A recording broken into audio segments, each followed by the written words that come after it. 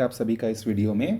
तो आज के इस वीडियो में हम लोग देखने वाले हैं अभी जो रिसेंटली एडीओ भर्ती का जो सेकंड मेरिट लिस्ट जारी किया गया है, उस सेकंड मेरिट लिस्ट के बेसिस पर कितने रैंक तक का सिलेक्शन हो सकता है उसके बारे में हम लोग देखने वाले हैं, जो कि हमारा कैटेगरी वाइज रहेगा और एक तरीके से आप बोल सकते हैं कि ये हमारा एक कट ऑफ भी जो है होगा। ठीक है, तो हमारा टॉपिक क्या है वीडियो का आज का?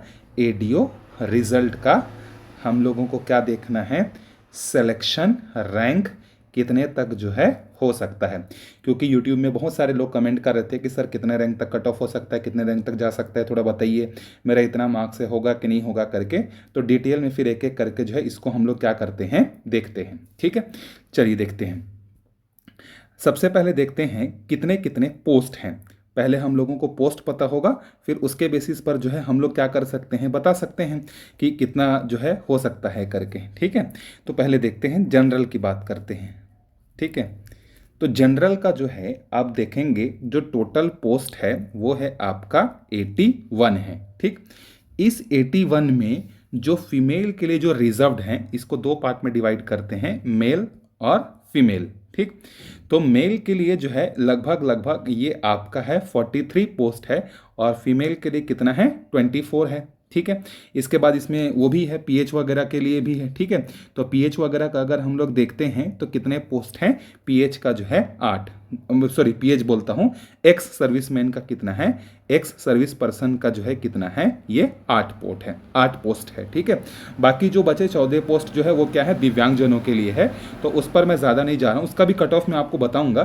ठीक है, लेकिन वो थोड़ा सा बहुत ज़्यादा टाइम टेकिंग था, इतना निकालने में मुझे 1.5 से 2 घंटे लग गए हैं। तो ये आपका जनरल का जो है टोटल क्या है, पदों का जो है विवरण है। लगभग इसमें पीएच का कुछ छूटा हुआ है। ठीक है, इसको जोड़ने से 81 जो है नहीं होगा, थोड़ा सा कम होगा, क्योंकि इसमें जो है दिव्यांग वाला भी आएगा। ठीक है, तो इसमें देखिए जो सिलेक्शन होने का जो रैंक होगा वो देखिए, जो मेल है, मेल का जो है टॉप 50 में जिनका रैंक है, ठीक है, टॉप 50 में जिनका भी रैंक है, चाहे वो किसी भी कैटेगरी के हों, एसटी के हों, एससी के हों, ओबीसी के हों या जनरल के हों, अगर उनका रैंक 50 तक है तो उनका सिलेक्शन जो है मेल का वो जनरल कैटेगरी से हो जाएगा। ठीक है, फीमेल में अगर हम लोग देखें तो फीमेल का जो है ये 155 रैंक तक जिनका भी नाम है, जो आपका एसटी हो, एससी हो, कुछ भी हो, 155 रैंक तक जो फीमेल हैं उनका सिलेक्शन जो है होगा इसमें। ठीक है, ये मैं जो है एक्सपेक्टेड बता रहा हूँ, हो सकता है इससे ऊपर नीचे भी हो सकता है,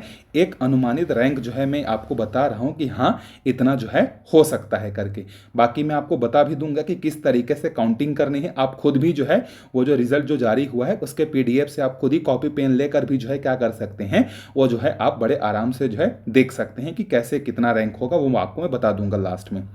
एक्स सर्विस पर्सन का अगर हम लोग देखें जनरल कैटेगरी में, तो यहाँ पर जो है 2375 रैंक तक जिसका भी जो है रैंक होगा वो एक्स सर्विसमैन या एक्स सर्विस पर्सन के बेसिस पर उनका जनरल से सिलेक्शन जो है हो जाएगा। तो ये तो रहा जनरल कैटेगरी के लिए जो है रैंक सिलेक्शन का, इतना रैंक तक अगर है तो आप हो सकते हैं। अगर और श्योरिटी चाहिए तो आप जो है पीडीएफ को एक बार जो है मिला भी लीजिए, लेकिन मैंने बहुत कोशिश की है कि एक्यूरेसी के साथ आपको जो ये सब चीज़ें बताऊं। 2 बार मैंने क्रॉस चेक भी किया है, लेकिन फिर भी हो सकता है गलती हो सकती है, लेकिन इतने रैंक तक अगर आ रहा है तो सिलेक्शन जनरल वालों का हो जाएगा। ठीक है, चलिए अब आगे देखते हैं दूसरा जो है आपका एससी, शेड्यूल्ड कास्ट, अनुसूचित जाति।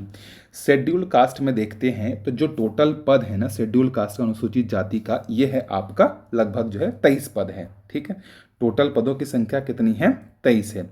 अब देखते हैं इसमें मेल, फीमेल और एक्स सर्विस पर्सन का कितना है पोस्ट। ठीक है, तो देखिए एससी में जो है 13 जो पद हैं वो मेल के लिए हैं और 6 जो पद हैं वो किसके लिए हैं, फीमेल के लिए हैं। ठीक है, 13 6 19 हो गया, और जो है एक्स सर्विस पर्सन के लिए जो है यहाँ पर अगर हम लोग देखें अनुसूचित जाति में 2 हैं।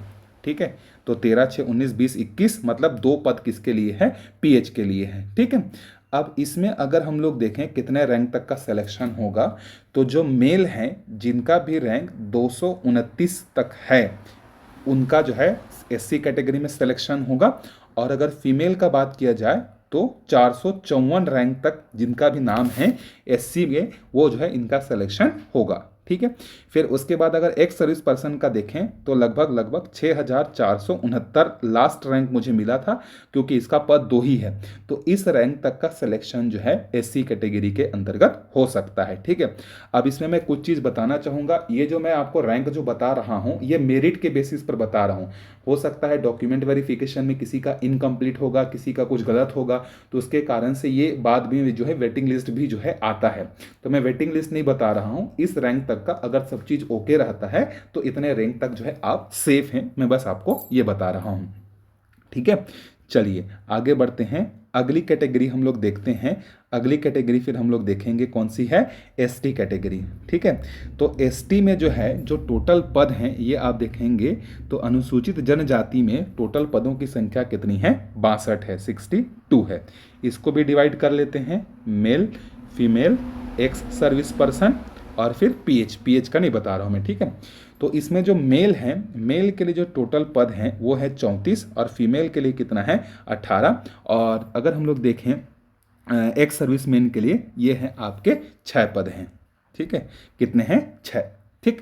अब देखिए इसमें अगर हम लोग कट ऑफ की बात करें या रैंक की बात करें कितने नंबर तक हो सकता है करके, तो एसटी में जो है 1246 मेल, 1246 रैंक तक जो है मेल का होगा, ठीक है।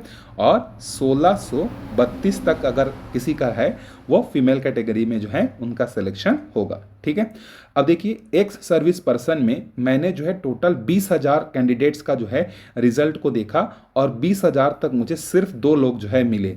बाकी जो पद हैं वो कितने हैं, 6 हैं। हो सकता है कि ये बैकलॉग में भी चला जाए। तो इसके बाद जो एक सर्विस पर्सन है वो अगर अपना रिजल्ट देखना चाहते हैं तो वो आगे 20,000 के बाद चेक करेंगे। 20,000 तक सिर्फ और सिर्फ 2 ही कैंडिडेट मुझे एसटी कैटेगरी में जो है एक सर्विस पर्सन में मिले हैं। तो आगे के लिए वो जो है 20,000 के बाद पीडीएफ को जो है क्या करके देख सकते हैं कि आपका जो है क्या है करके, ठीक है। उसमें ज़्यादा आसानी होगा। चलिए फिर लास्ट में आते हैं हम लोग किसके कैटेगरी में, ओबीसी में, ठीक है। तो ओबीसी में देखिए पद जो है क्या थे, काफ़ी ज़्यादा कम थे। कितने पद थे, 27 पद थे। तो इसमें देखते हैं male, female, ex service person, ठीक। तो देखिए ओबीसी में 15 जो पद हैं वो मेल के लिए हैं और 8 जो पद हैं, 15 और 8 कितना हो गया आपका 23। और एक्स सर्विस पर्सन के लिए जो है वो कितना है, 2। तो ये हो गया 25। 2 पद किसके लिए है, पीएच के लिए है, ठीक है। तो इसमें अगर हम लोग रैंक देखते हैं तो ओबीसी मेल में जो है 67 रैंक तक जो भी मेल हैं उनका सिलेक्शन होगा। फीमेल में जो है 132 रैंक तक हैं तो उनका सिलेक्शन होगा। और एक्स सर्विस पर्सन में 3152 रैंक तक अगर हैं एक्स सर्विस पर्सन तो उनका सिलेक्शन या डॉक्यूमेंट वेरिफिकेशन के लिए जो है नाम जो है इसमें आ सकता है, ठीक है। तो ये रहा आपका एसटी का, एससी का, ओबीसी का, जनरल का। मैं यहाँ पर पीएच का छोड़ दिया हूँ क्योंकि पीएच में फिर बहुत सारी अलग अलग कैटेगरी और देखनी पड़ती है। जैसे उसमें जो है 1 arm, 1 leg, hearing handicap, low vision, इस तरीके के अलग अलग क्राइटेरिया रहते हैं। तो उसके बेसिस पर है और ये रेगुलर बता रहा हूँ, बैकलॉग का मैं नहीं बता रहा हूँ, ठीक है। बैकलॉग का भी क्योंकि 7 पद है, रेगुलर पद कितना है 193 है और बैकलॉग कितने हैं 7 हैं। तो कुल मिलाकर 200 पद जो है हो रहे हैं। तो इसके आसपास अगर हैं तो हो सकता है डॉक्यूमेंट वेरिफिकेशन के लिए आपका नाम जो है आ सकता है, ठीक है। ठीक, चलिए अगर आपको कोई डाउट होगा तो कमेंट करके बता सकते हैं, मैं आपके कमेंट का आंसर जो है ज़रूर करूँगा। Thank you.